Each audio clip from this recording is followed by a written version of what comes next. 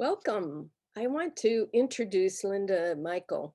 I'm Dawn Matheny, by the way, from Veriditas. And Linda has been with Veriditas for over 18 years. She is a trained facilitator, very experienced and skilled. Um, she has served on the Veriditas Council, and during that time developed something called Little Miracles, where she collects our Labyrinth stories each month and puts them back out to share them with our community.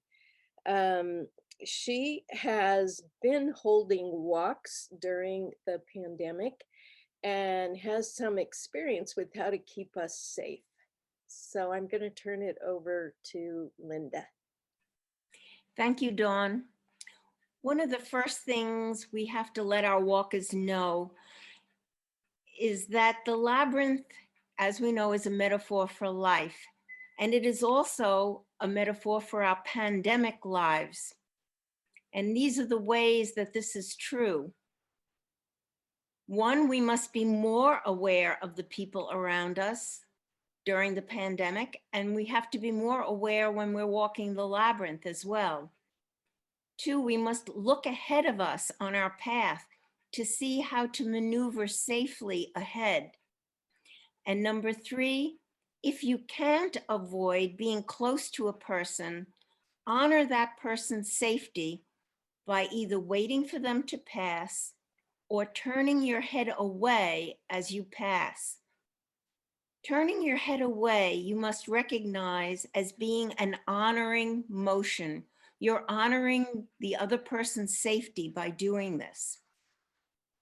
If you make those things aware to your walkers, they'll feel more comfortable as they walk the labyrinth. I've divided my talk up into three different types of labyrinth walks during COVID. The first one is walking in a public space outdoors. In this case, you're not sure how many people are going to show up. In your promotional materials, you must say that everyone must be masked in order to walk, that you will be observing social distancing, and that you will have a temperature scanner and scan the temperature of each person. I would recommend having at least 2 additional facilitators or helpers to handle extra people as they come. I would give people cards with numbers on them so you can take the first 10 people and start the walk with them. Now you have a choice as they're walking the labyrinth to either have them walk the whole labyrinth or just walk half of the labyrinth.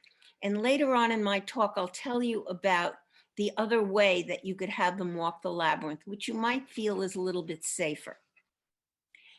The second type of walk would be an invitational walk that's outside, either in a churchyard or on a private labyrinth in a backyard. It's invitational in that you can limit the number of people that come. And I always limit to about 10 people. In my area, that is the limit of people that could meet to have a labyrinth walk. Have them pre-register with you, and again, insist upon face masks, social distancing, and temperature scanning. As a facilitator, use gloves if you're handing anything out. Part of my walk is intention setting. So when I hand people cards, I always have blue gloves on when I hand them the 3x5 cards, and I ask them to bring their own pens. When we process to the labyrinth, we walk 6 feet apart. And when they're standing and waiting to enter the labyrinth, they're 6 feet apart. I remind them again about the labyrinth being a metaphor for life and that turning away is an honoring motion.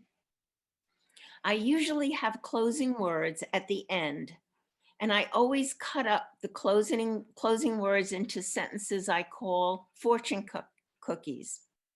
When I hand those out, I'm also wearing gloves. So remember, anything you hand out, make sure you're wearing gloves. I had COVID walks outside during September and October in my area, which is New York. But by November, we had to move inside because it got too cold outside. So the third type of walk I'm going to talk about is an indoor walk by invitation.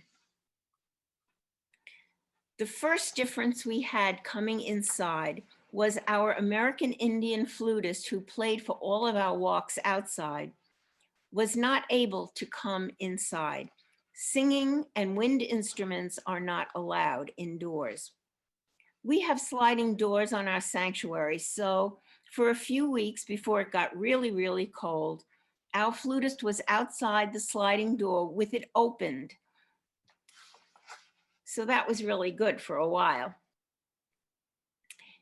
Reservations become more critical when it's inside, and you have to be more strict about limiting your number of people. And of course, the social distancing and the temperature scanning is also critical. I arrange chairs in a circle beforehand, measuring 6 feet apart. And I use masking tape or painter's tape on the floor so that if the chairs are moved, they can be moved back to the 6-foot different spot. And then the masking tape is there each week I have a walk. Also, it would be important to put masking tape at the entrance of your walk and 6 feet apart so that people waiting to enter the labyrinth are also observing the distance. So now I want to tell you about the possible new way of walking a labyrinth so that no one comes face to face during the walk. You line up after having opening words and in your chair circle. Each person I invite into the labyrinth, and I have longer spaces in between. When the first person gets to the center, they are instructed to spend some time and then walk out directly to the rim of the labyrinth. I tell them while they are there, they are holding sacred space for the other walkers. I also tell them something I remember Lauren saying during training session. Even watching people walk a labyrinth is a meditative activity.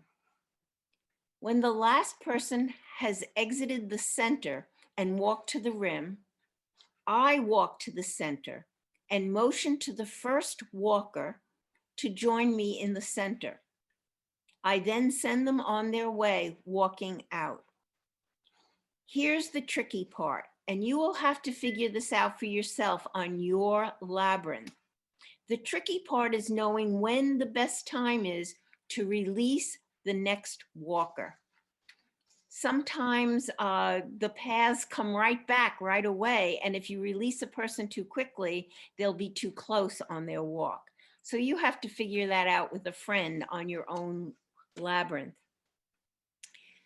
My hope is that World Labyrinth Day will be bigger and better than ever, with safe COVID protocols and walkers who are extra careful of their labyrinth community.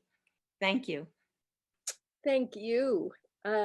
Appreciate your sharing your experience with the facilitator community.